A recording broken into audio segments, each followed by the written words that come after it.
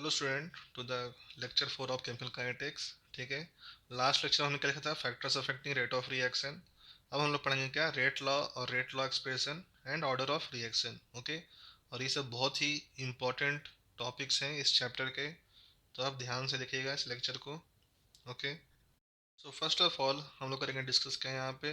Rate law, और उसी को हम लोग क्या बोलते हैं? आपका रेट लॉ एक्सप्रेशन। ओके। तो ये बहुत सिंपल चीज़ है। तो पहले हम देखते हैं डेफिनेशन कि क्या होता है रेट लॉ का डेफिनेशन। ठीक है। तो एनसीईआरटी में क्या लिखा हुआ है आपको कि जो रेट लॉ होता है basically it is the representation representation of rate of reaction in terms of what? concentration of the reactants। Okay. और इसी को हम लोग क्या बोलते हैं कभी? Rate law expression. ध्यान का रखना है कि हमें सिर्फ रिएक्टेंट्स को ही एक्सप्रेस करते हैं हम लोग यहाँ पे। तो लेट्स से हमारे पास एक रिएक्शन है कैसा? A of A plus B of B gives product. Okay. तो अगर हमें इसको लिखना है रेट लॉ तो क्या लिखेंगे? R is directly proportional to concentration of A की power A concentration of B की पावर बी। ओके। और इस प्रोपोर्शनलिटी कांस्टेंट को हटाने के लिए हम लोग आते हैं के, और इसे लिखते हैं हम लोग क्या? ए की पावर ए बी की पावर बी। और ये जो के होता है आपका, इसे हम लोग क्या बोलते हैं? आपका रेट कांस्टेंट। ओके। इसके बारे में पढ़ेंगे कुछ देर बाद हम लोग। तो फर्स्ट ऑफ ऑल इसे हम लोग क्या बोलते हैं? Rate constant.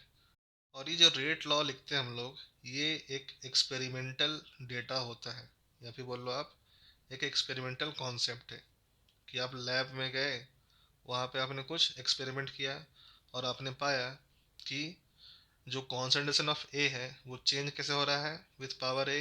And concentration of B कैसे चेंज हो रहा है? With power B. ठीक है। तो जो सम होता है किसका? ए और बी का। ओके। उसे ही हम लोग क्या कहते हैं? Order of reaction. ये क्या हो गया आपका? एक्स, सॉरी एक्स नहीं, A plus B. Okay. A plus B क्या आपका? Order of reaction. ओके। और ए क्या आपका? Small A. ये है क्या आपका? Order of reaction with respect to A. और स्मॉल बी क्या आपका? ये है आपका order of reaction with respect to B. और इन दोनों का सम क्या हो जाता है आपका? Order of reaction. ठीक है। तो क्वेश्चन में हमेशा आपको दिया रहेगा कि जो आपका ए है, कैपिटल ए, उसका ऑर्डर इतना है, बी का ऑर्डर इतना है। ठीक है। अगर कहीं पे लिखा हुआ है कुछ इस तरीके से, मान के चलिए लिखा हुआ है क्या कि 2a plus B gives product. ठीक है। और आपसे क्या पूछ रहा है? Order of reaction.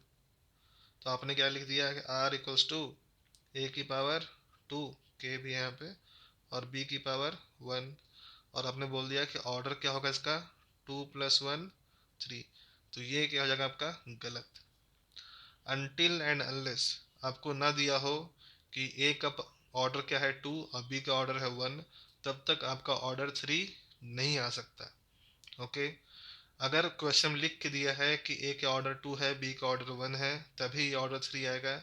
नहीं तो आप सिर्फ स्टाइक्योमेट्रिक कोफिशिएंट देख के आप किसी भी रिएक्शन का ऑर्डर नहीं बता सकते, क्योंकि ऑर्डर क्या है? एक एक्सपेरिमेंटल कॉन्सेप्ट। ठीक है। और जो आपका ऑर्डर होता है इट कैन बी ज़ीरो। ठीक है। फ्रैक्शन। बेसिकली ये आपका इंटीजर हो सकता है, इंटीजर वैल्यू। ठीक है।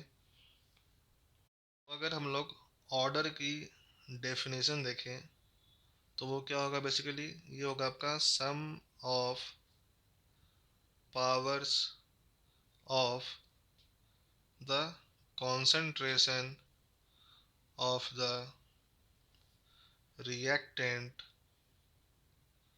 in the rate law expression. Okay, rate law expression अगर लिख के दिया है क्वेश्चन में, तब आप क्या कीजिए, सिंपली उनके पावर्स को ऐड कर दीजिए, आपके पास क्या आ जाएगा, ऑर्डर। ठीक है। और एक चीज़ और याद रखिएगा कि अगर आपके पास ऑर्डर की वैल्यू क्या आ रही है, ज़ीरो। ठीक है।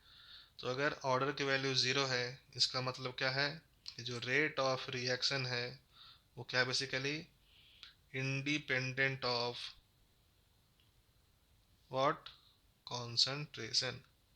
कॉन्सेंट्रेशन कितना भी चेंज हो जाए, उससे मतलब नहीं होगा किसको, रेट ऑफ रिएक्शन को। ठीक है। अब चलिए देखते हैं हम लोग कुछ क्वेश्चन। तो लेट से आपको क्या दिया है कि 2a+b गिव्स प्रोडक्ट। ठीक है। और इसके लिए हमें रेट लॉ क्या दिया हुआ है, rate law expression r × k × a⁻1 और b⁻1। ये आपको गिवन है, क्वेश्चन में ये गिवन रहता है। ओके। तो यहाँ पे ऑर्डर क्या जाएगा आपका, 1+1 2। ओके। ध्यान क्या देना आपको कि जो आपका क्वेश्चन था या रिएक्शन था, जो उसमें स्टाइकियोमेट्रिक कोएफिशिएंट क्या थी, यहाँ पे 2 था, यहाँ पे 1। ओके। और यहाँ पे 1 1 है। तो देखिए, स्टाइकोमेट्रिक कोएफिशिएंट कुछ भी हो, उससे मतलब हमें नहीं है। मतलब क्या, हमें जो रेट लॉ एक्सप्रेशन दिया है उससे। क्योंकि जो रेट लॉ एक्सप्रेशन है वो कैसा आया है, एक्सपेरिमेंट करने के बाद। तो एक्सपेरिमेंट करके क्या मालूम पड़ा कि a⁻1 है और b⁻ भी 1। इसलिए हमारा ऑर्डर क्या है, 2, ना कि 2+1 3। ये आपको ध्यान रखना है, नहीं तो बहुत ज़्यादा कन्फ्यूजन होता है इसमें, और आप पूरे चैप्टर में कन्फ्यूज रहोगे कि ऐसा क्यों हो रहा है।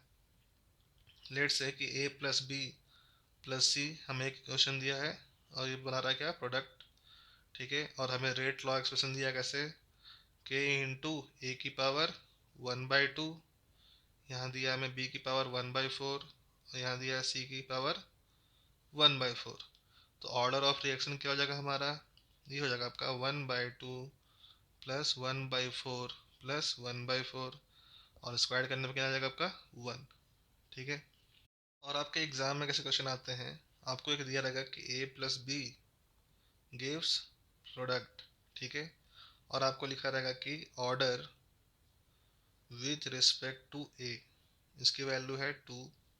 And order with respect to b, इसकी वैल्यू है 1/2। ठीक है। तो आप लिख के दिखाइए क्या, रेट लॉ। तो कैसे लिखोगे आप, k × a⁻2 और b की पावर क्या हो जाएगी यहाँ पे, 1/2। ठीक है। अगर आपसे पूछ जाए क्या, ऑर्डर ऑफ रिएक्शन, तो क्या बोलोगे आप, 2+1/2 दैट इज 5/2। ओके। अगर सिर्फ सिंगल रिएक्टेंट है, ए गिव्स प्रोडक्ट, और बोला है कि ऑर्डर विद रिस्पेक्ट टू ए कितना आपका 2। ठीक है। तो जब सिंगल रिएक्टेंट है तो जो ऑर्डर ए का होगा वही ऑर्डर क्या होगा आपके रिएक्शन का भी। तो यहाँ पे हम लोग क्या लिख लेंगे, रेट लॉ कि r = k × a⁻2। Order of reaction भी क्या हो जाएगा आपका, इसकी वैल्यू भी जाएगी क्या, 2। तो बस ऑर्डर इतना ही है। ठीक है। ऑर्डर बहुत ही सिंपल चीज़ है, बस आप कंफ्यूज मत होना किसको, आप अपने रिएक्शन को देखकर। ठीक है। अब हम लोग बात करते हैं किसकी, रेट कांस्टेंट की। ठीक है। जो क्या था आपका के, वो एक्चुअली होता क्या है। तो लेट से हमारे पास एक रिएक्शन है a+b गिव्स प्रोडक्ट। ठीक है।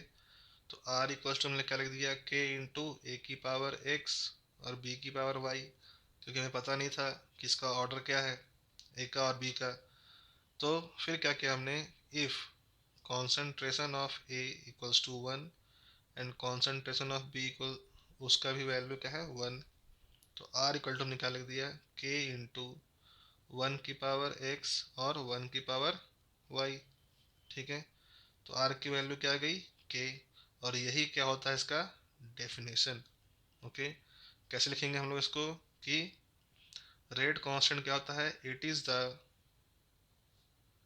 Rate of reaction when concentration of each substance in rate law is unity.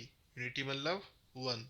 Okay, ये क्या होता है बेसिकली, रेट ऑफ रिएक्शन जब कॉन्सेंट्रेशन क्या होगा आपका हर एक सब्सटेंस का क्या हो, यूनिटी।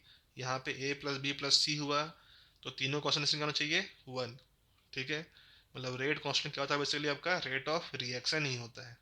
ओके, और एक चीज़ और याद रखना है आपको, क्या कि जो आपका रेट कांस्टेंट होता है,